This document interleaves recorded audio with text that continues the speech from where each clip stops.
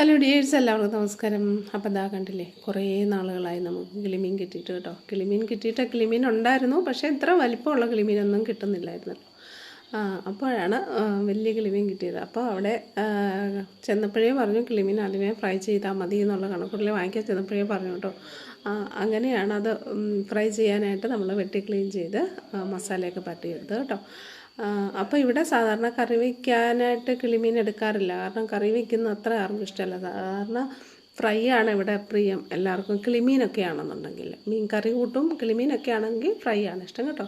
അപ്പോൾ നമ്മളത് വെട്ടി ക്ലീൻ ചെയ്തതിലേക്ക് മുളക് പൊടി, കുരുമുളക് പൊടി, ഉപ്പ്, മഞ്ഞൾപ്പൊടി, പിന്നെ കുറച്ച് വെളിച്ചെണ്ണയും കുറച്ച് വെള്ളം കൂടി ഒഴിച്ചിട്ട് അതൊന്ന് ചാലിച്ചെടുത്ത് നന്നായിട്ട് മസാലയെല്ലാം നമ്മുടെ ആ മീനിനകത്തിട്ട് പരട്ടിയെടുത്ത് വെച്ചിട്ട് ഒരു അരമണിക്കൂറോളം അത് മാറ്റി വെച്ചു കേട്ടോ.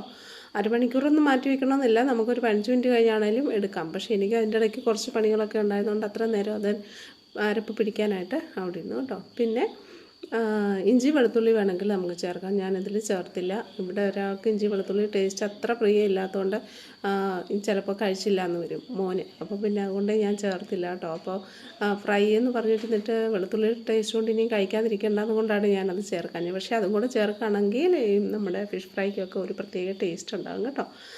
പിന്നെ അത് നമ്മൾ വെളിച്ചെണ്ണ ഒഴിച്ച് കറിവേപ്പിലയിട്ട് ഫ്രൈ ചെയ്തെടുത്തു കേട്ടോ.